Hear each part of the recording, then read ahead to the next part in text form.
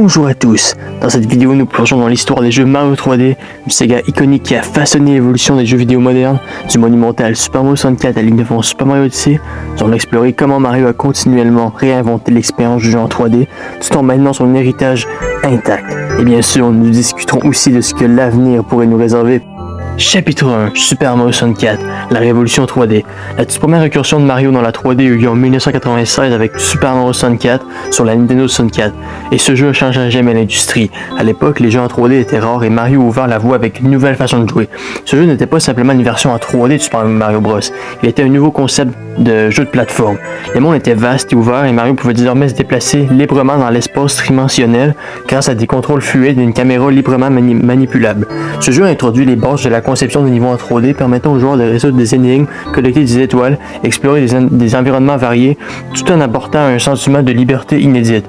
Des classiques comme le niveau Bob-omb, Battlefield et Cool Mountain restent gravés dans les mémoires.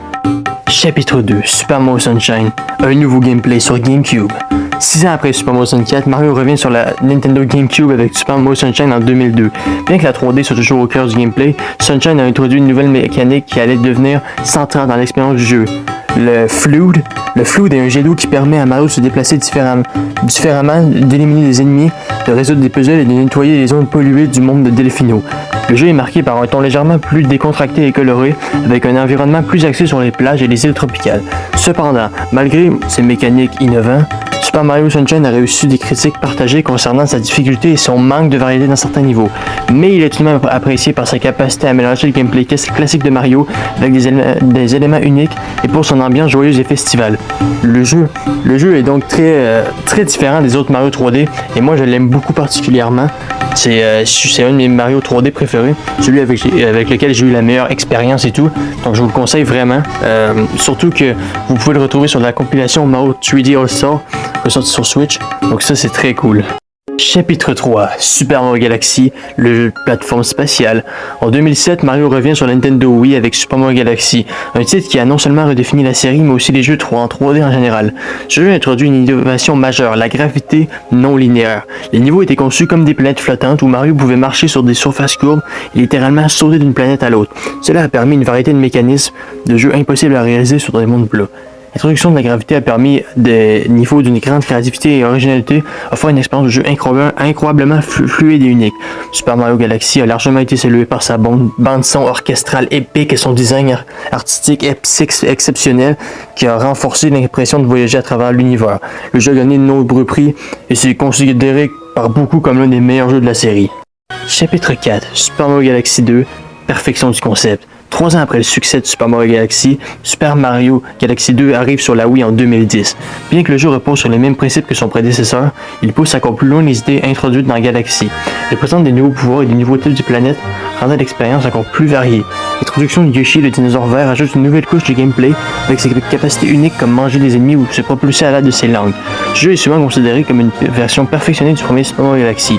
Les niveaux sont plus nombreux, plus complexes et l'ajout de Yoshi a introduit de nouvelles dynamiques qui enrichissent le gameplay tout en conservant l'esprit du jeu original. Chapitre 5, Super Mario 3D Land, la fusion 2D 3D sur 3DS. Super Mario 3D Land a marqué l'arrivée de Mario dans le monde de la Nintendo 3DS en 2011. Ce jeu a permis de fusionner le gameplay traditionnel des jeux Mario en 2D avec la dimension de la 3D.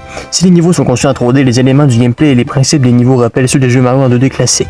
3D Land a également introduit de nouveaux objets comme la Super Leaf qui permet à Mario de voler tout en restant fidèle à la dynamique du jeu 3D. Le jeu est apprécié pour sa simplicité, sa facilité d'accès et ses niveaux parfaitement conçus qui mélangent à la fois la fluidité des jeux en 3D et le côté plus linéaire des jeux en 2D.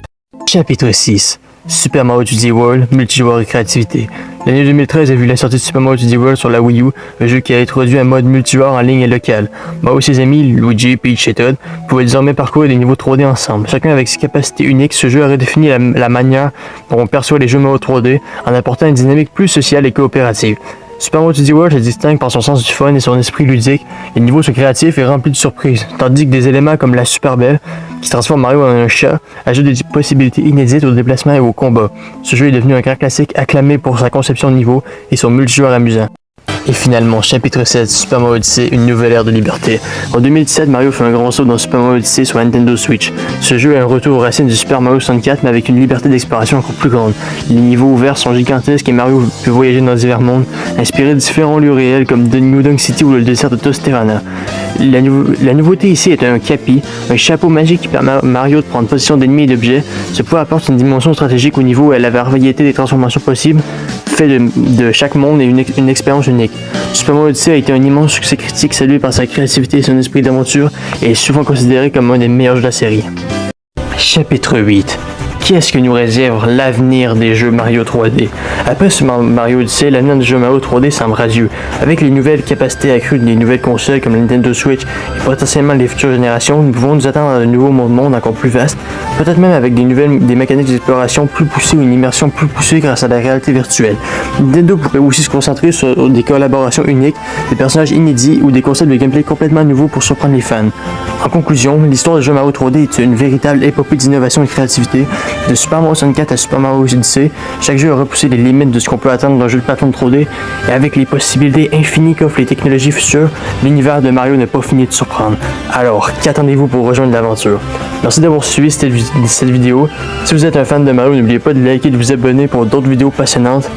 Et aussi, je voulais juste dire que je sais que j'ai pas abordé chaque jeu en détail, mais là justement j'ai prévu de faire une vidéo de chaque jeu Mario 3D en détail. Et aussi, vous pouvez décider de quel jeu vous voulez que je fasse. Vraiment, je vais faire des sondages parfois et vous allez pouvoir décider quel jeu vous voulez que je fasse en priorité. Donc voilà, donc j'espère que vous avez aimé cette vidéo et on se dit à la prochaine pour une prochaine vidéo. Salut tout le monde.